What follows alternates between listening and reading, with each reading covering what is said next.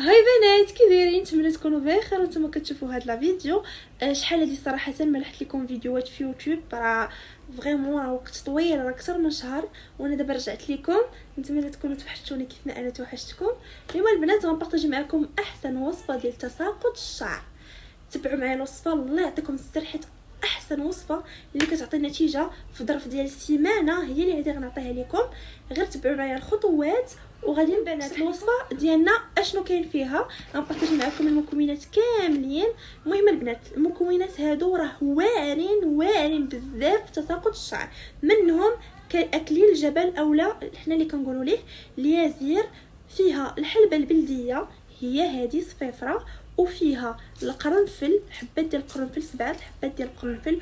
هو هذا القرنفل البنات راه واعر تساقط الشعر. وفيها ورق الغار، وحنا كنقولوا ليه ورقه سيدنا موسى، والحبه السوداء اولا السانوج. والمكون اللي انا زدته، حيت بزاف الناس كيقولوا بلي هاد الاعشاب كتنشف ليهم شعرهم بزاف، وانا زدت لكم هذا المكون السحري اللي هو الروز اختي. الروز كتزيديها البنات في هذا السبراي ديال الشعر اللي كتحارب لينا تساقط الشعر وكتحبسو بمره. هذا الروز علاش زدتو؟ حيت الروز كيرطب، كيطول لينا واحد الطوله اللي ما كانش البنات واحد الفتره اللي واعره بزاف.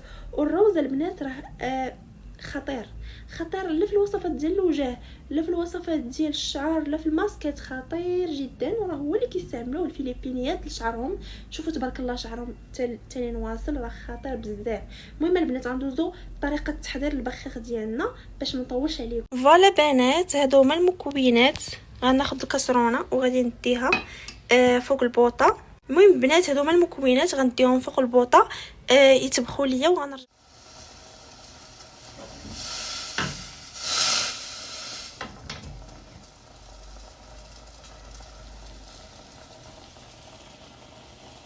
هو المحلول البنات من بعد ما طبخناه وصفيناه درتو في هاد القريعه البنات.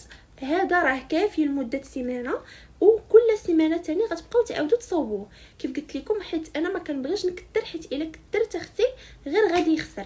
المهم البنات، من ورا ما درتو في هاد القريعه كنشدو اختي كل نهار فيما يبان لي محطوط كنشدو. كنبدا نرش في الفراغات اللي عندي في شعري، كيف هنا ولا هنا كلشي ديريه في كاع الفراغات ديال شعرك.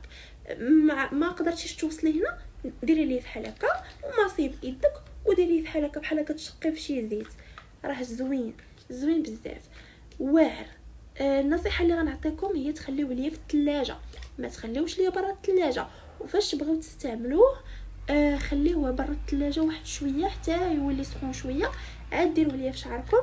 هذه هي الوصفه اختي، نتمنى تعجبك، وانا عارفه غتعجبك حيت كتعطي نتائج خطيره بزاف وغتعجبكم بزاف. وفاش غتعطيكم نتيجه غتجيو عندي تقول لي ساره اختي راه ولا عندي سالف عبله. هذه هي الوصفه ديال اليوم، نتمنى تعجبكم البنات، انا متاكده انكم غتعجبكم.